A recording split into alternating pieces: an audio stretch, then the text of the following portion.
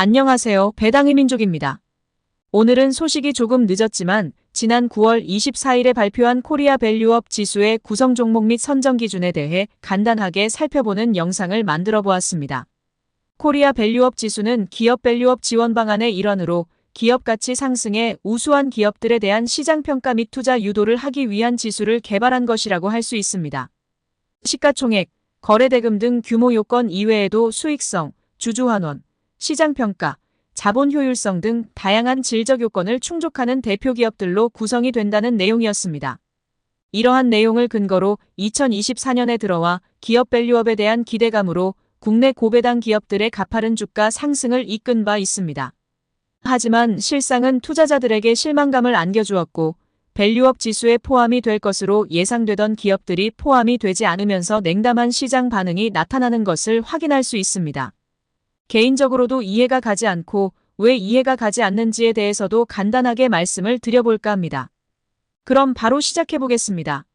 우선 코리아 밸류업 지수는 100개 기업으로 구성이 되어 있고 매년 6월 선물 만기일 다음 거래일에 정기적인 변경을 하겠다는 내용을 담고 있습니다. 100개 기업으로 구성이 되어 있지만 개별 종목의 지수 내 비중을 15%로 제한하겠다는 방침입니다. 기업 가치가 우수한 기업뿐만 아니라 향후 가치 성장이 기대되는 기업도 적극 편입하겠다는 내용을 담고 있는 것으로 확인되고 있습니다. 코리아 밸류업 지수에 포함된 종목들의 선정 방식도 확인을 해보겠습니다. 다양한 평가 지표를 적용한 5단계 스크리닝을 통해 종목을 선별했다고 밝히고 있습니다. 시가총액 상위 400위 이내에 포함이 되면서 최근 2년 연속 적자 또는 2년 합산손익이 적자가 아닌 기업들로 구성을 한 모습입니다. 투자자들이 가장 기대했던 기준인 주주환원에 대한 내용은 최근 2년 연속 배당을 지급했거나 자사주 소각을 실시한 기업이 포함된 모습입니다. 최근 2년 연속 배당 또는 자사주 소각이 아니라 최소 5년 이상 실시한 기업들이 포함이 되는 것이 맞지 않나라는 생각입니다.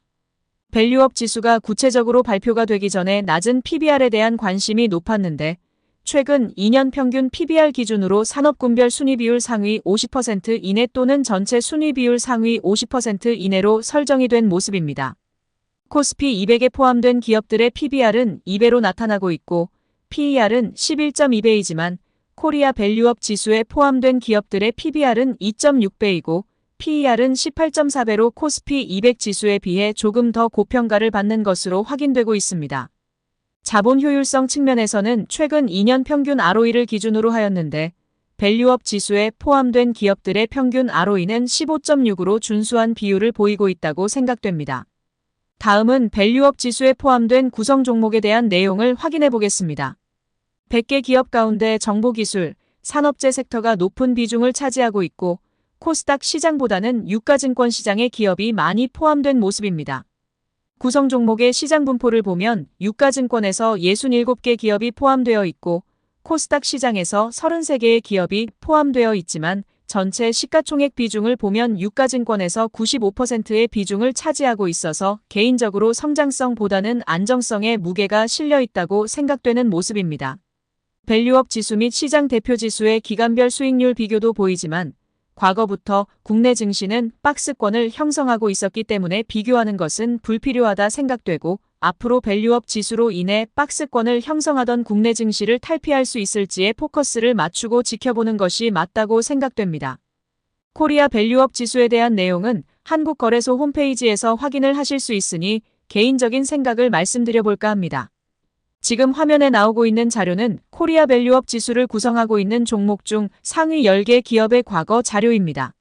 삼성전자, SK하이닉스, 현대차, 셀트리온 등 국내 증시를 대표하는 대기업들이 포함된 모습입니다. 삼성전자는 배당 수익률은 낮지만 과거부터 꾸준하고 안정적인 배당금을 지급하고 있어서 문제가 없는 모습입니다.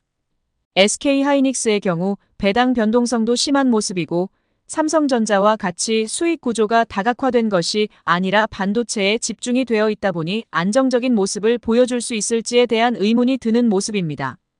현대차와 기아는 꾸준하게 배당금도 증가시키고 있고 배당 성향이 일정한 것을 토대로 실적도 같이 증가하고 있는 것으로 확인되어 문제가 없다고 생각됩니다. 셀트리온의 경우 주식 배당을 하다가 현금 배당을 하는 등 주주환원의 지속성이 없어 보이고 배당 성향 또한 변동이 심한 모습으로 안정적이지 않다고 생각됩니다. 고려아연은 과거부터 나름 안정적으로 배당금을 지급해오고 있고 배당 성향이 점진적으로 증가하고 있지만 최근 경영권 다툼이 일어나는 등 잡음이 나타날 만한 기업들은 애초에 배제를 하는 것이 맞지 않나라고 생각됩니다. 개인적으로 주주환원에 적극적이면서 수익성도 괜찮은 기업들이 포함될 것으로 생각했지만 실상은 안정적이지도 않고 적극적인 주주환원을 보이지도 않은 기업들이 다수 포함되어 있어서 실망스럽다고 표현할 수 있습니다. 지금 나오는 화면은 코리아 밸류업 지수에 편입된 종목 100개 기업을 나타낸 자료입니다. 국내 대표 금융지주인 KB금융이 포함되지 않았으며 SK텔레콤, KT 등 통신주도 포함되지 않은 모습입니다. 증권사도 키움증권만 포함이 된 모습이고 생명보험사, 카드사도 포함이 되지 않은 모습입니다. 성장성이 높을 것으로 예상되는 기업들도 다수 포함이 되어 있으나 성장성도 높지 않고 안정적인 실적을 거두고 있지 않은 기업들도 포함되어 있어서 매우 아쉬운 결과를 보였다고 생각됩니다. 제 채널은 배당주에 관심이 많은 분들이 찾아주시는 채널이라 장기적인 성장과 현금 흐름의 관점에서는 코리아 밸류업 지수에 투자를 하는 것은 맞지 않다고 생각됩니다.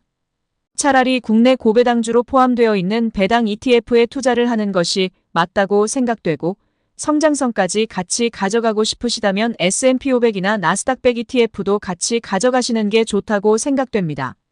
오늘 영상은 개인적인 생각이 많이 담겨져 있기 때문에 참고만 해주시길 바라겠습니다. 영상 시청해주셔서 감사합니다.